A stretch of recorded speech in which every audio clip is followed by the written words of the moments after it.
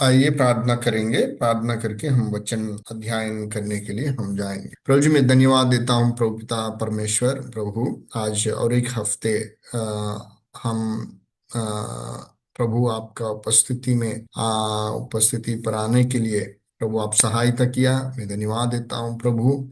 सभी भाई बहन लोगों को सुरक्षित में रखा।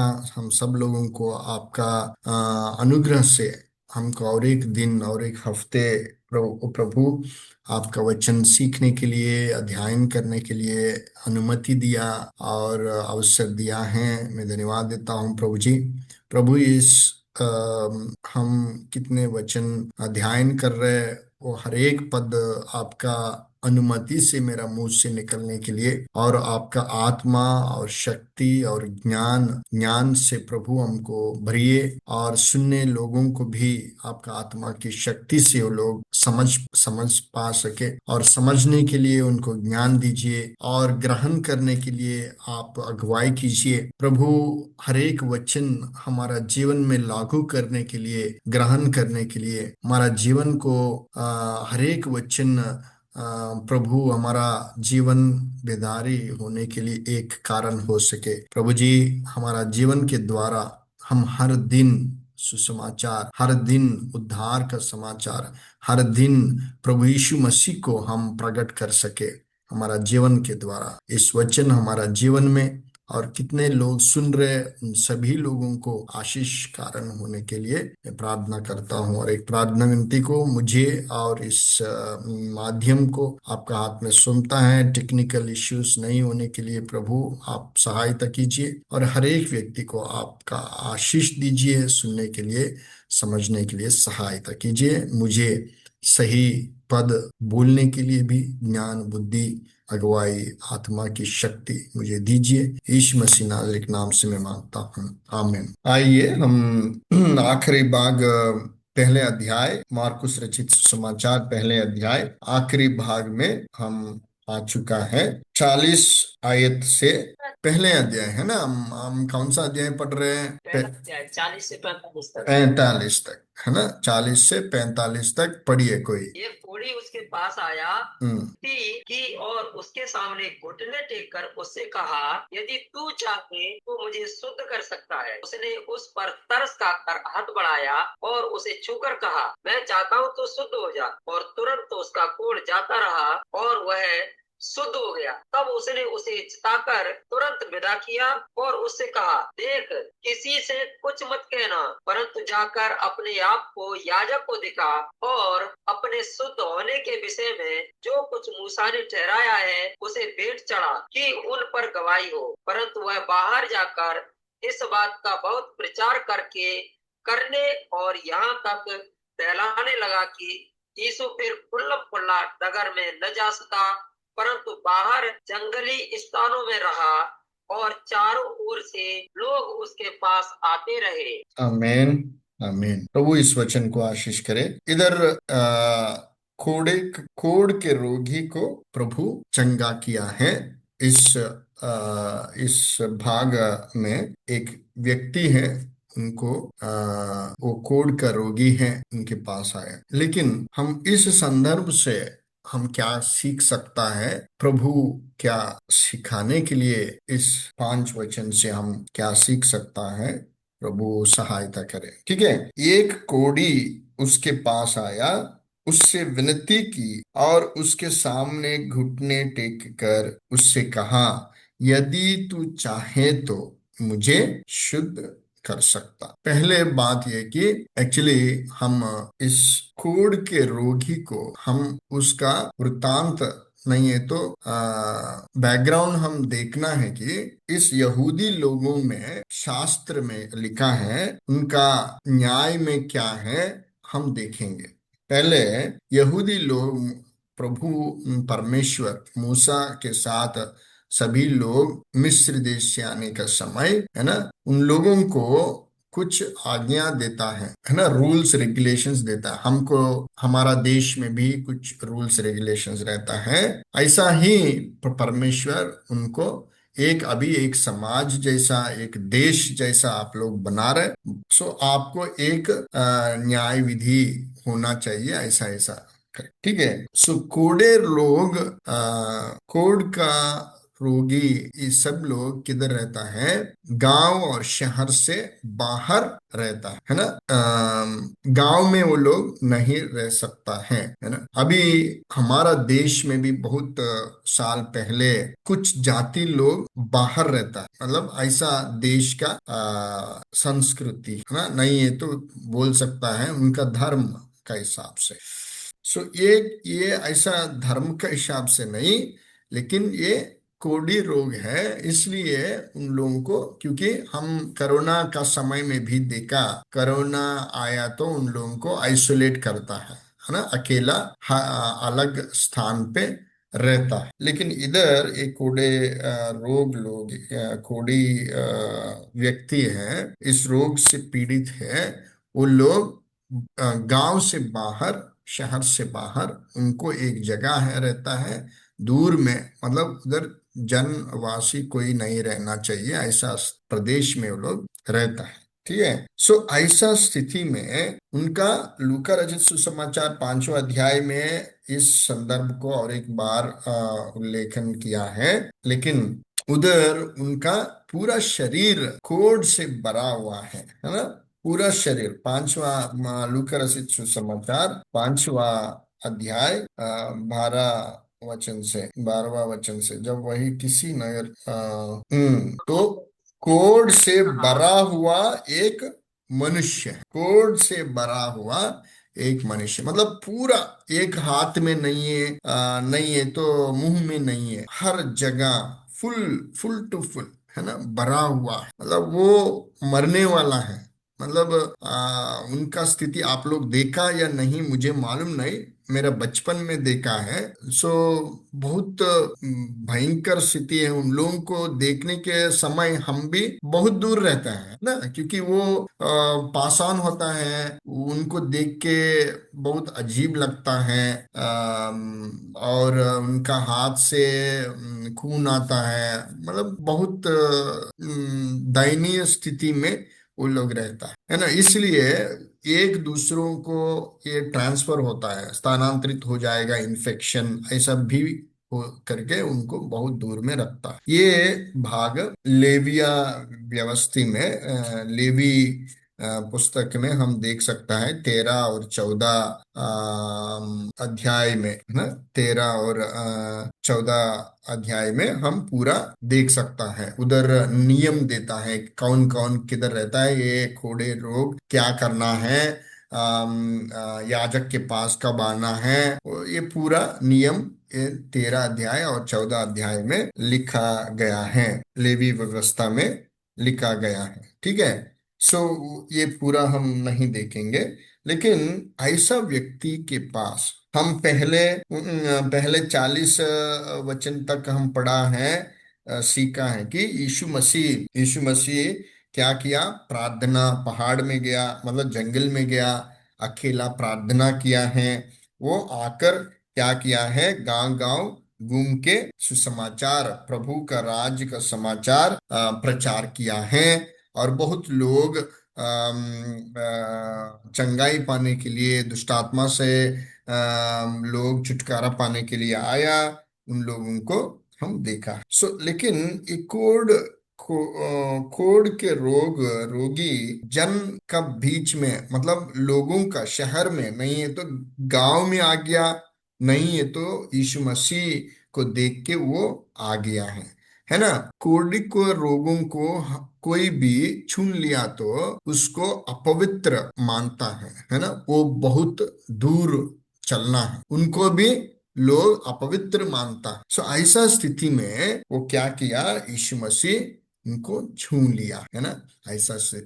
हम आज अध्ययन में हम सीख सकता है, नहीं है तो ले सकता है कि हम भी, हमारा जीवन में पाप को, इस कोढ़ी का, कोढ़ क्या बोलता है, इस कोढ़ रोग हमारा जीवन में, क्योंकि वो खाता है ना, पूरा एक जगह आया तो ये पूरा उनका उंगली है ना, उनका नाक, हर हर चीज खाता है, खत्म होता है, वो ऐसा ऐसा बहुत दीन स्थिति में मर जाता है। हमारा जीवन में पाप भी ऐसा है, हमको मृत्यु तक ले जाता है। पहले छोटा बिंदु जैसा रहता है, लेकिन धीरे धीरे हमारा पूरा शरीर को खाता है और हमको मृत्यु तक, नरक में ले जाने के लिए इस पाप का कूड़ जैसा रोग हमारा जीवन में खाने वाला है। लेकिन प्रभु हमको उस व्यक्ति को कैसा छू लिया और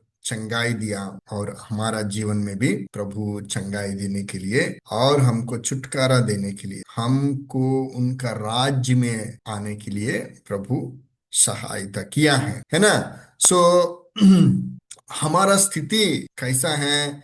एफिसियों का पत्री आप एक बार देख लीजिए, हमारा स्थिति कैसा है। एफिसियों का पत्री दूसरा अध्याय पहले वचन पढ़िए। उसने मैं भी जिलाया हाँ जो अपने अपराधों और पापों के कारण मरे हुए थे, हाँ, जिनमें तुम पहले इस संसार पर, मैं पांचवा वचन और पांचवा वचन। पांचवा, हाँ। अपराधों के कारण हम्म। मरे हुए थे, हाँ हमें के साथ जलाया, हाँ, आमीन। उसमें ही हम उद्धार हुआ है। हम इस पाप का अपराध से मरे हुए लोग, है ना।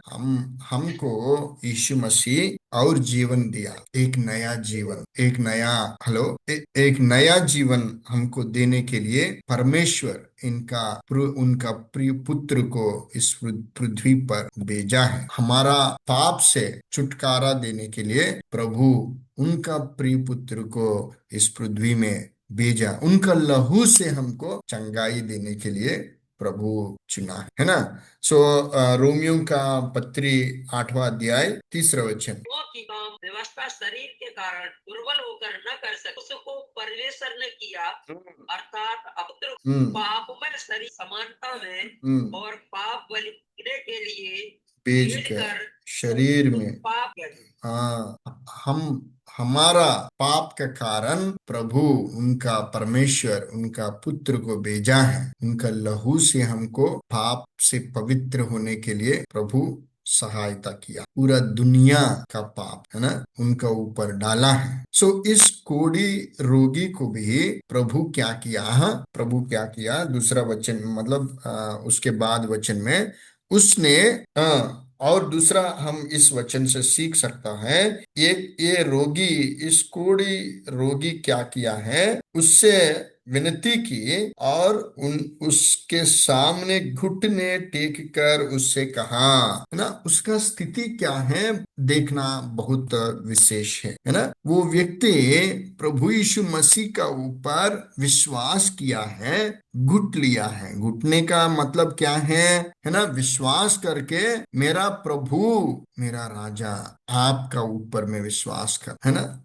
वो क्या बोलते, यदि तू चाहे तो मुझे शुद्ध कर सकता है ना। सो हमारा प्रार्थना प्रभु यीशु मसीह से यही होना चाहिए हर चीज के लिए। हम विश्वास प्रभु का चरणों पर घुट के विश्वास से, प्रभु मुझे ये चाहिए नहीं, प्रभु आप चाहता है, आपका इच्छा है तो मुझे ये दीजिए, मुझे वो दीजिए, है ना। यदि तू चाहता है तो मुझे शुद्ध कर सकता है, प्लीज शुद्ध कीजिए, है ना। यदि तू चाहता है मुझे शुद्ध कीजिए, है ना। सो यूहन्ना रचित सुसमाचार में, सॉरी पत्री में, पहले यूहन्ना रचित पत्री, पहले नहीं, 5वां अध्याय 14 वचन पढ़िए। क्योंकि जो कुछ परमेश्वर से उत्पन्न हुआ है वह संसार पर जय प्राप्त करता है, और वह विजय जिससे संसार पर जय प्राप्त है। नहीं नहीं नहीं हमारा विश्वास नहीं, यूहन्ना की पहले पत्री 5वां अध्याय 14 वचन। और हमें उसके साथ याद होता है वो ये है कि यदि हम उसकी इच्छा के अनुसार कुछ मांगते हैं तो वह हमारी इच्छा है। यदि हम उसकी इच्छा के अनुसार कुछ मांगते हैं तो वे हमारी सुनता है। सो हमारा प्रार्थना में परमेश्वर का इच्छा को जानना है और इच्छा के अनुसार हम मांगना है ना। याकूब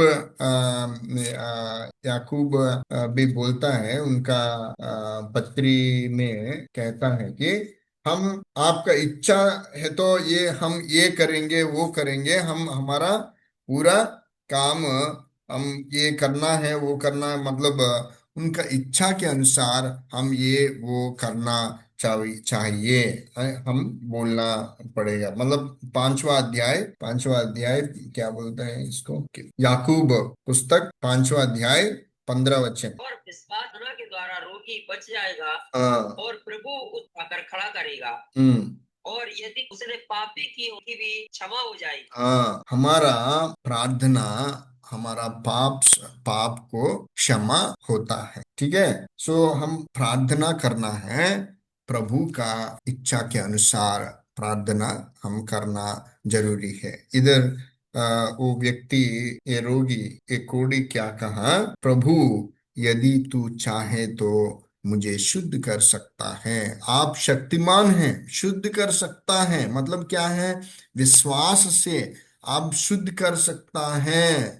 आप शुद्ध कर सकता है, आप चाहता है तो आप शुद्ध कर सकता है। ऐसा नहीं बोला कि आप शुद्ध कर सकता है तो मुझे शुद्ध चंगाई दीजिए, ऐसा नहीं बोला। आप शुद्ध कर सकता है तो आप दे सकता है तो मुझे दीजिए। आप शुद्ध कर सकता है, आप चाहता है तो आप शुद्ध कर सकता। विश्वास से मांगा है, विश्वास से मांगा, और उसने उस पर थरस खाकर हाथ बढ़ाया और उसे छू कर कहा, मैं चाहता हूं तू शुद्ध हो जा। विश्वास सहित प्रार्थना परमेश्वर सुनता है। विश्वास सहित प्रार्थना को परमेश्वर जरूर सुनता है ना, जरूर सुनता है। वो बोलता है कि वो अमीर लोगों के लिए ही नहीं आया है ना, गरीब, पिछड़ी वर्ग, समरया, हर एक लोगों के पास वो गया है, उनका प्रेम को प्रकट किया। इसलिए हमको भी प्रभु यीशु मसीह कहा कि आप प्रेम को प्रकट कीजिए। कोई भी भूख है उनको खाना दीजिए, कोई अस्वस्थ है आप जाके प्रार्थना करके चंगाई दीजिए, चंगाई करो यीशु मसीह का नाम से। सो इस विषय में हम प्रार्थना, विश्वास से प्रार्थना करना बहुत जरूरी है। ठीक है। हम सभी को मालूम है इंडिया में कितने लोग हैं, बहुत लोगों को मालूम है। अभी बच्चे लोगों को हो सकता है मालूम नहीं है, हम आप लोगों को मालूम है मदर तेरेसा का बारे में। ठीक है। वो भी कोढ़ी लोगों का बीच में, उस वो रोग व्यक्ति लोगों का बीच में वो सेवकाई करता रहा है ना, आप लोगों को भी जानता है। ठीक है। सो वो रोग व्यक्ति रास्ता में कुत्ता उनका गाय को चाटता है ना, पूरा गांव है उनका चोट लगता है ना। ऐसा स्थिति में कुत्ता वो चाटता मतलब लिकिंग, वो चाटता है। ऐसा व्यक्ति को पकड़ के वो साफ करके उनका रोग का जगह में पूरा कपड़ा बांध कर बहुत सेवा, प्रभु का प्रेम को प्रकट किया है। वो मदर तेरेसा एक बात बोला, मुझे लाखों करोड़ों रुपए दिया तो मैं उसको का उनको नहीं छूता है, लेकिन प्रभु यीशु मसीह के लिए ही उनको मैं पकड़ने के लिए आगे गया है ना। प्रभु यीशु मसीह का आज्ञा, प्रभु यीशु मसीह को देख के ही मैं उनको पकड़ के उनको साफ करने के लिए मैं अगुवाई किया है और गया। सो ऐसा एक दर्शन के साथ प्रभु हमको क्या उनका जीवन से प्रकट हुआ कार्य किया है, वो कार्य प्रभु हमको अगुवाई किया तो हम भी गरीबों को, भिखारों को, है ना, पिछड़े वर्गों को, दैनिक स्थिति में कितने लोग रहता है उन पर तरस रखना है और प्रेम, प्रभु का प्रेम उनका ऊपर दिखाना है। हम भी बहुत बड़े लोग नहीं हो सकता है, हमको क्या है उससे छोटा हम सहायता उन लोगों को करना बहुत बहुत जरूरी है। ठीक है। और आगे हम पढ़ेंगे, और आगे बढ़ेंगे, और तुरंत उसका कोढ़ जाता रहा और वे शुद्ध हो गया। तब उसने उसे चिताकर तुरंत विदा किया है। हम पहले हफ्ते भी हम सीखेंगे प्रभु यीशु मसीह शुद्ध होने के लिए, चंगाई देने के लिए, है ना, चंगाई देने के लिए, चंगाई करने के लिए उनको साल साल भर उनको नहीं बुलाया, है ना। हमारा डॉक्टर के पास भी हम गया तो क्या बोलता है, पहले चिट्ठी निकाल के परीक्षा करके और 1 हफ्ते ये दवाई खाओ, उसके बाद आओ, बहुत प्रोसेस रहता है ना। सो आजकल बहुत पास्टर चंगाई देने वाला भी ऐसा प्रोसेस करता है। 10 हफ्ते, नहीं 7 हफ्ते आप प्रार्थना करो, नहीं तो 40 दिन उपवास होने के बाद ही चंगाई होगा, ऐसा ऐसा बात। लेकिन यीशु मसीह तुरंत तुरंत उसको प्रार्थना किया, चंगाई दिया है। उनको छू छू कर कहा, मैं चाहता। प्रभु प्रेममय है, हमारा प्रभु यीशु मसीह प्रेममय है। इसलिए आज देश में, है ना, देश में मिशनरीज कितने लोग आया हमारा देश में, सभी मिशनरीज हम आप लोगों का हमारा जगह में, हमारा साउथ जगह में और इंडिया में हर जगह और हर क्षेत्र में मिशनरीज आकर पहले किसको प्रकट, क्योंकि हमारा देश में पिछड़े जाति, पिछड़े वर्ग, नहीं तो गरीब स्थिति, अलग अलग जाति, बहुत विभाजन हो गया, विभाजित हो गया ना जाति लोग, है ना। सो उनको प्रेम को प्रकट किया। वो लोग भूखे हैं तो उनको खाना दिया है। ऐसा नहीं है कि हम चावल का बैग दिया तो वो लोग प्रभु को विश्वास करते हैं, नहीं। एक व्यक्ति भूखे हैं, मर रहे हैं, उनको दूर पे रखा है, सभी जाति दूर में रखा, उनको नहीं मानता है। लेकिन प्रभु सब जाति को मानता है, सब जातियों को, लोगों को एक ही व्यक्ति, एक एक आंख से ही देखता है, अलग अलग से नहीं देखता है। सो प्रभु यीशु मसीह कब आगे कोई जाति नहीं, भेदभाव नहीं है, एक ही व्यक्ति, हर एक इंसान है, हर एक इंसान, एक ही एक भेदभाव है, पाप, पापी और बिना पाप, है ना। पापी को वो गंदे जैसा नहीं देखता है ना, उन पर तरस रखता है, उन पर, हम पापी हैं, हमारा ऊपर प्रभु तरस खाया और तरस रखा है और प्रेम किया। वो प्रेम से हमको उद्धार दिया, उनका प्राण जान देने के लिए, उनका प्राण क्रूस पर देने के लिए तैयार हो गया, है ना। हमारा जीवन में कोढ़ रोग है, इस पाप कोढ़ रोगी है हम भी, लेकिन हमको प्रभु छू लिया, चंगाई दिया, उद्धार दिया, उनका लहू से हमको साफ किया, उनका लहू से हमको साफ किया है। हम भी दूसरों के ऊपर हम तरह रखना है, उसका ऊपर प्रेम रखना है और उनको ज्योति में, अंधकार से ज्योति में लेकर आने के लिए एक कदम आगे हम जाना बहुत जरूरी है ना। यीशु मसीह इस व्यक्ति को छू लिया, वो अपवित्र मानता है, यहूदी लोग कोढ़ी रोगियों को नहीं छूना, लेकिन वो छू लिया। जाति भेदभाव कोई नहीं है यीशु मसीह के सामने है। हर एक इंसान, हर एक व्यक्ति एक ही एक व्यक्ति है। हर एक व्यक्ति प्रभु यीशु मसीह परमेश्वर उनका हाथों से बना हुआ, रचना हुआ व्यक्ति है। सो भेदभाव नहीं है, हर एक व्यक्ति एक है प्रभु का सामने। उनका रूप में ही हर व्यक्ति को बनाया, है ना। लेकिन अलग अलग हम, अलग अलग तरीका से हम चित्तर बित्तर हो गया, लेकिन प्रभु का सामने हम सब लोग एक है। इस बात को आपका क्षेत्र में, आपका समाज में भी, आप लोग भी प्रभु का प्रेम से, आप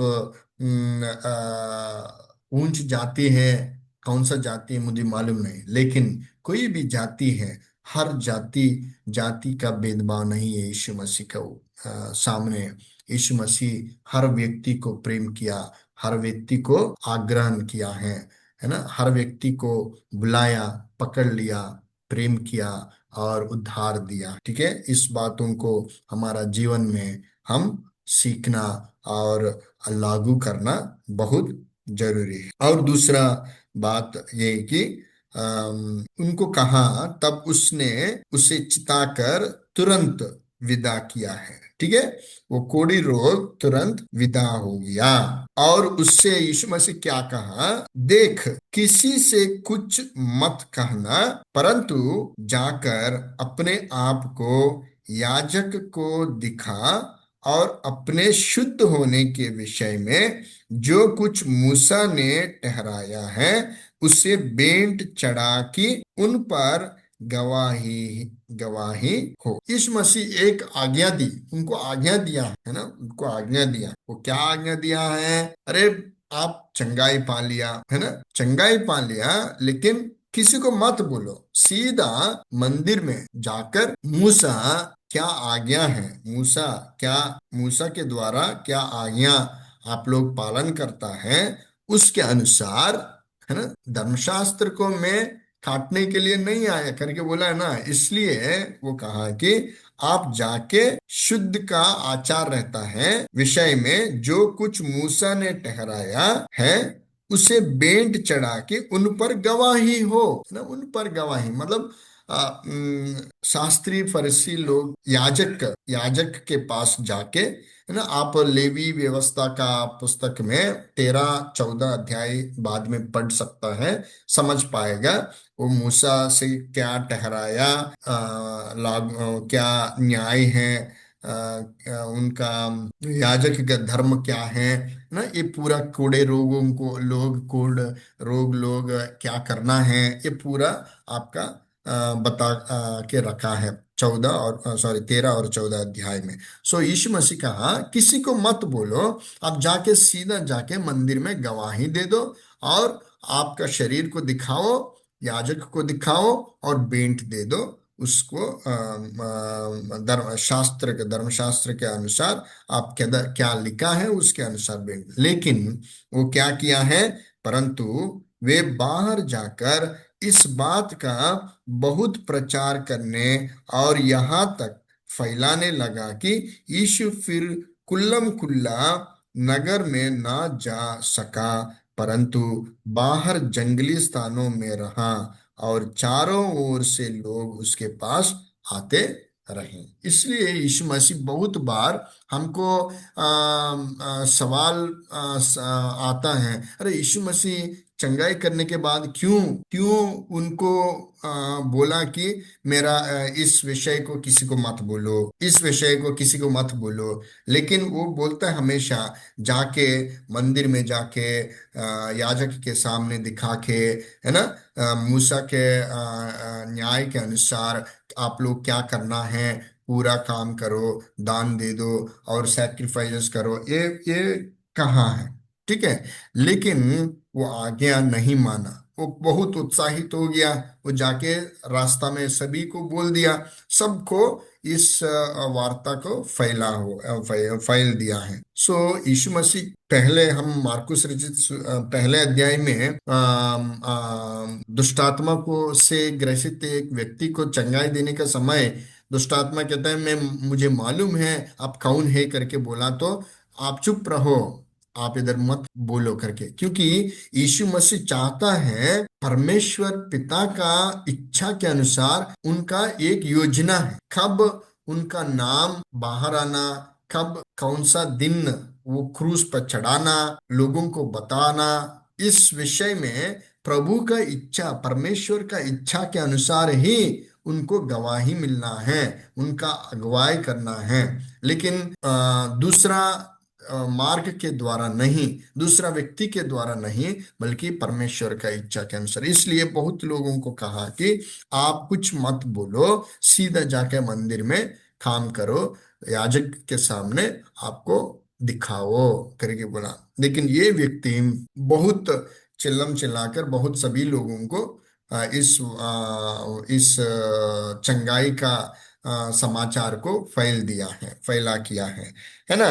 सो लेकिन इस विषय अच्छा है, सोचता है, हम सोचा तो, अरे वो क्या किया है, वो गवाही दिया। लेकिन प्रभु कहा तो आप नहीं बोलना। हम सेवकाई में भी और हमारा जीवन में भी कुछ काम करता है, ये प्रभु का काम करके ही करता है, लेकिन प्रभु का इच्छा नहीं है तो वो काम नहीं करना है। प्रभु हमको नहीं बोला है तो वो प्रभु का काम तो भी हम नहीं करना है। समझ गया? सो इस विषय से हम सीखना, हम अच्छा ही कर रहे हैं ना, ये प्रभु का काम ही कर रहे हैं? नहीं, प्रभु आपको बोला तो ही करना है। नहीं है तो इधर क्या हुआ, प्रभु का काम को रुकावट हो गया। वो व्यक्ति प्रभु का काम को रुकावट हो गया। वो सेवका ही किया, वो गवाही ही दिया, यीशु मसीह के बारे में गवाही दिया है, लेकिन यीशु मसीह का काम को रुकावट हो गया। रुकावट कैसा हो गया? कुल्लम कुम्मल नगर में ना जा सका, उनका काम को रुकावट आ गया, परंतु बाहर जंगली स्थानों में रहा। इसलिए प्रभु यीशु मसीह जंगली स्थानों में रहने के लिए ये व्यक्ति कारण हुआ। मेरा प्रिय भाई और बहन, हम ये इस विषय से, आखिरी वचन से भी हम ये सीखना है कि आपको प्रभु क्या काम दिया वही काम कर। आपको प्रभु मना किया तो, प्रभु बात किया उनका वचन के द्वारा, इस काम मत करो करके मत कीजिए। और प्रभु आपको नहीं बताया तो वो काम मत करो। वो सेवकाई हो सकता है, वो आप सोचता है ये प्रभु का काम है, प्रभु के लिए मैं काम कर रहे, लेकिन प्रभु नहीं बताया, प्रभु नहीं अगुवाई किया तो मत कीजिए। उसके द्वारा हम शिवकाई को रुकावट व्यक्ति बन जाएगा, रुकावट का कारण बन जाएगा। इसलिए आजकल शिवकाई गलत शिक्षा आ रहे, गलत व्यक्ति के द्वारा आजकल शिवकाई रुकावट आ रहे, क्योंकि गलत व्यक्ति, गलत रीति, उनको बुलाहट नहीं है, लेकिन वो लोग शिवकाई में आता है, उनको वो सीखा भी नहीं है, वो वचन नहीं सीखा, वो वचन नहीं पढ़ा, और प्रभु का बारे में नहीं मालूम है, लेकिन वो प्रभु के बारे में प्रचार करता है, चंगाई देता है और अलग अलग तांत्रिक काम करता है। सो उसके अनुसार आज शिवकाई बंद होने के लिए वो लोग भी एक कारण है। गलत रीति से आराधना करना है ना। सो इस विषय में हम बहुत ध्यान रखना बहुत जरूरी है। सो हम हमारा जीवन कोढ़ जैसा रोग हमारा अंदर है, पाप, वो हमको खाता है, हर दिन खाता है, लेकिन प्रभु हमको बचाया, आपका पास आया, आपको छू लिया, आपको छुटकारा दिया, चंगाई दिया, मुझे चंगाई दिया। कैसा? हमारा सामने तक आया, हमारे पास आया। हाँ, ये पाप है, ये पापी है, ऐसा नहीं छोड़ दिया। वो कहता है कि वैद्य किसके लिए चाहिए, डॉक्टर किसके लिए चाहिए? रोगी के लिए चाहिए। मैं पापी के लिए आया, पाप लोगों को हमको बचाने के लिए प्रभु यीशु मसीह आया, आपके पास आया। वो कोढ़ी रोग के पास गया है, छुटकारा दिया, चंगाई दिया, उनको छू लिया। हमारा स्थिति, हमारा भयंकर पाप का स्थिति प्रभु यीशु मसीह को जानता है, लेकिन उनके पास हम घुटकर प्रार्थना करना है। वो रोगी कैसा प्रार्थना किया? यदि तू चाहता है, प्रभु आपका इच्छा है तो, आप चाहता है तो मुझे बचाइए, मुझे सहायता कीजिए, मुझे अगुवाई कीजिए, मुझे आपका आत्मा से भरिए, मुझे वचन का ज्ञान दीजिए, मुझे बच्चों दीजिए, नहीं तो मुझे काम दीजिए। प्रभु का इच्छा, आप चाहता है तो सहायता कीजिए। हम विश्वास से प्रार्थना किया तो प्रभु जरूर सहायता करता है। एक पहले, और कोई भी रोग, कोई भी कितना पापी है, पाप में छोटा और बड़ा नहीं है। हम छोटा है और बड़ा पाप कर रहे हैं, और छोटा पाप कर रहे हैं, हम पापी, लेकिन प्रभु हमको छुटकर चंगाई देता है। प्रभु उद्धार दिया है हमारा जीवन को बचाने के लिए।